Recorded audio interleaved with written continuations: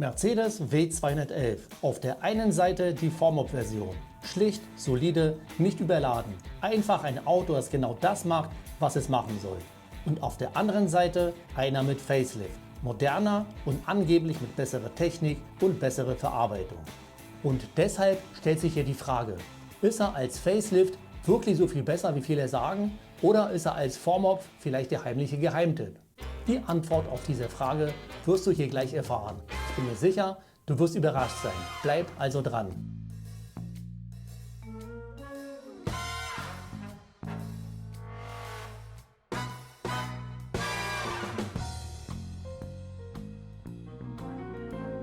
Herzlich willkommen auf meinem Kanal. Heute haben wir ein richtig cooles Vergleichsvideo am Start, auf das ich mich schon längere Zeit gefreut habe. Denn gleich schauen wir uns zwei Versionen vom W211 an, der E-Klasse, die nach dem W210 alles besser machen sollte.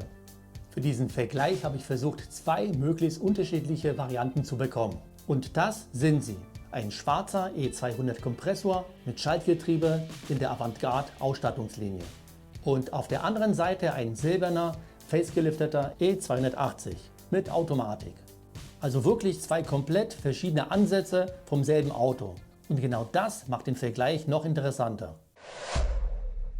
Damit du siehst, was ich damit meine, nehmen wir alles ganz genau unter die Lupe. Das Design, die Innenausstattung, das Fahrgefühl, die Technik und am Ende sage ich dir ganz ehrlich, welchen ich persönlich nehmen würde. So, jetzt aber zur Sache. Wir fangen mit dem an, was man als erstes sieht. Das Design.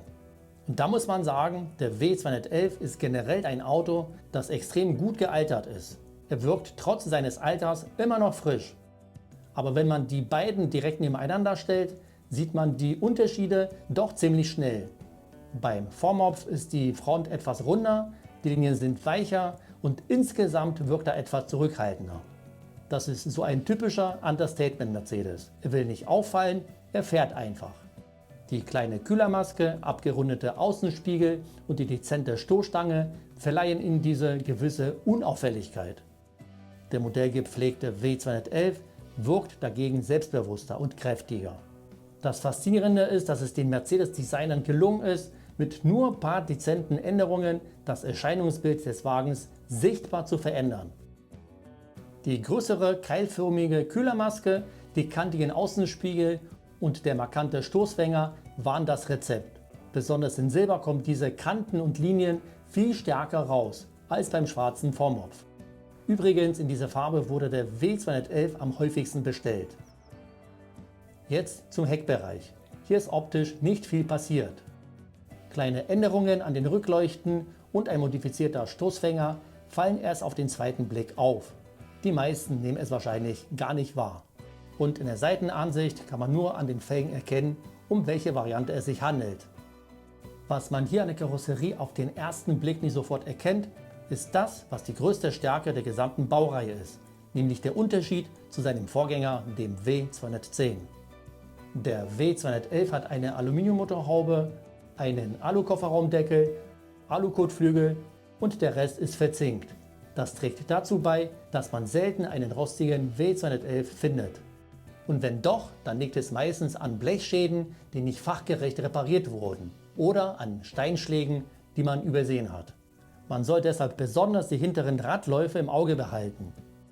Bei dem hier ist der Zustand einwandfrei. Aber bei diesem sollte man schon langsam aktiv werden, damit es nicht schlimmer wird. So, jetzt gehen wir rein und schauen uns den Innenraum an. Hier ist der Mercedes W211 klar auf Funktionalität, Komfort und eine zurückhaltende klassische Gestaltung ausgelegt. Das Armaturenbrett ist breit und horizontal strukturiert, während die Holzleisten die Fläche optisch gliedern. Insgesamt wirkt das Design ruhig und aufgeräumt, ohne verspielte Elemente. Die Mittelkonsole wirkt verständlich und übersichtlich. Auffällig ist die große Anzahl physischer Tasten und Drehregler, die eine direkte und intuitive Bedienung ermöglichen. Das Lenkrad ist mit Multifunktionstasten ausgestattet. Dahinter sitzen klassische Instrumente in runder Form, mit klarer Ablesbarkeit. Der Fokus liegt hier klar auf Übersichtlichkeit. Die Sitze mit weicher Polsterung und großzügigen Abmessungen sind eindeutig auf Komfort ausgelegt. Die Sitzposition ist deshalb eher entspannt als sportlich. Insgesamt vermittelt der Innenraum einen hochwertigen und langlebigen Eindruck. Man hat hier weniger mit modernem Design oder technischen Spielereien zu tun, sondern mit Ergonomie, Verarbeitungsqualität und dem Langstreckenkomfort. Das gleiche betrifft die Facelift-Variante, die an dieser Stelle kaum geändert wurde. Die Unterschiede, die man hier erkennt, liegen an der umfangreichen Zusatzausstattung. Bei diesem Fahrzeug bleiben keine Wünsche offen. Die Ledersitze sehen sehr hochwertig aus und sind genauso bequem wie die in der 4MOP-Variante. Was die beiden Autos noch gemeinsam haben, ist der Fahrkomfort, was hier eindeutig das Hauptthema ist. Und das merkt man wirklich bei jeder Fahrt. Unebenheiten werden sauber weggefiltert, das Fahrwerk ist komfortabel, aber nicht zu weich. Deshalb fühlt sich das alles insgesamt entspannt an. Was man aber bei den beiden beachten muss, sind die Traggelenke, die relativ früh verschleißen. Zum Glück sind sie aber relativ günstig, deshalb kann man einen Wechsel nach ca. 50.000 Kilometern verkraften. Den Produktlink mit dem aktuellen Preis habe ich dir in der Videobeschreibung verlinkt. Dort findest du auch meine Empfehlungen zu den Pflegeprodukten, damit dein Fahrzeug auch so gepflegt aussieht. So, jetzt kommen wir aber zu dem weiteren Punkt. Wir fangen mit dem E200 Kompressor an. Hier arbeitet unter der Motorhaube ein Vierzylinder Benzinermotor der Baureihe M271.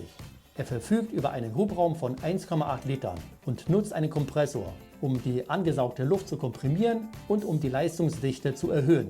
Somit schafft er 163 PS und 240 Newtonmetern zu produzieren. Wie er sich auf der Straße anfühlt, kannst du dir in diesem Video anschauen, das ich dir unten in der Videobeschreibung verlinkt habe. So, und jetzt der andere, der E280. Unter der Haube arbeitet hier ein V6 Benziner. 3 Liter Hubraum, präzise abgestimmt, kein Turbo, kein künstlicher Druck. Er leistet 231 PS und entwickelt 300 Newtonmeter Drehmoment. Anders als aufgeladene Aggregate baut er die Leistung linear auf. Er arbeitet ruhig und vibrationsarm. Die Geräuschentwicklung bleibt bei höheren Drehzahlen sehr zurückhaltend. Insgesamt ist der Motor auf Komfort, aber auch auf die Alltagstauglichkeit ausgelegt. Und das merkt man besonders deutlich im direkten Vergleich. Der Vierzylinder ist ein fleißiger Arbeiter. Und wenn man die beiden Nockenhilfe stark im Auge behält, die hier schon neu sind, macht er keine Probleme. Er hat genug Kraft und arbeitet dank der Ausgleichswelle sehr ruhig. Und dabei ist er auch sehr sparsam. Wenn es sein muss, verbraucht er auf der Autobahn beim defensiven Fahrstil deutlich weniger als 6 Liter. Ich fahre diesen 4MOP W211 selbst, bin mit dem Wagen sehr zufrieden und habe bei ihm nichts vermisst, bis ich diesen 280er fahren durfte. An dieser Stelle danke an den Thomas, der mir seinen Wagen für dieses Video freundlicherweise zur Verfügung gestellt hat. Im direkten Vergleich fällt sofort auf, wie viel besser das Automatikgetriebe zum W211 passt. Insbesondere in Kombination mit einem Sechszylinder. Er verbraucht zwar mehr als ein Vierzylinder, doch der Fahrkomfort ist deutlich besser. Wenn man sich einmal an dieses souveräne und gleichmäßige Fahrerlebnis gewöhnt hat, fällt es schwer, zum Vierzylinder zurückzukehren. Und auch wenn der M271 zweifellos seine Qualitäten hat und keineswegs schlecht ist, besteht zwischen den beiden Antrieben dennoch ein deutlicher Unterschied. Aber nicht nur in der Technik, sondern auch im Preis. Deshalb die Frage, welcher der beiden ist der bessere Kauf? Also man muss grundsätzlich sagen, dass beide Varianten des W211 sehr gute Autos sind. Sowohl der 4MOP als auch die Facelift-Variante haben definitiv ihre Vorteile. Der 4MOP ist in der Regel deutlich günstiger zu bekommen. Gerade wenn man den Wert auf ein gutes Preis-Leistungs-Verhältnis legt, ist es natürlich besonders interessant. Man soll allerdings bedenken, dass der 4MOP noch die bekannte SPC-Bremse besitzt. Falls dort einmal ein Defekt auftritt, kann die Reparatur sogar 2000 € kosten. Das sollte man vor der Kaufentscheidung auf jeden Fall berücksichtigen. Beim Facelift wurde dieses Problem bereits behoben, da Mercedes wieder auf eine konventionelle Bremsanlage umgestiegen ist. Außerdem wirken die Facelift-Modelle insgesamt moderner. Die Technik gilt als ausgereifter und auch Ausstattung sowie Elektronik wurden bei diesem Modell noch einmal verbessert. Letztendlich kommt es aber darauf an, worauf man persönlich mehr Wert legt. Wer wie ich möglichst günstig in einen W211 einsteigen möchte und einen gepflegten 4MOP findet, kann damit ein wirklich gutes Auto bekommen. Wer dagegen lieber etwas moderner unterwegs sein möchte, und ein geringeres technisches Risiko bevorzugt, für den ist das Facelift wahrscheinlich nicht die teurere, sondern die bessere Wahl.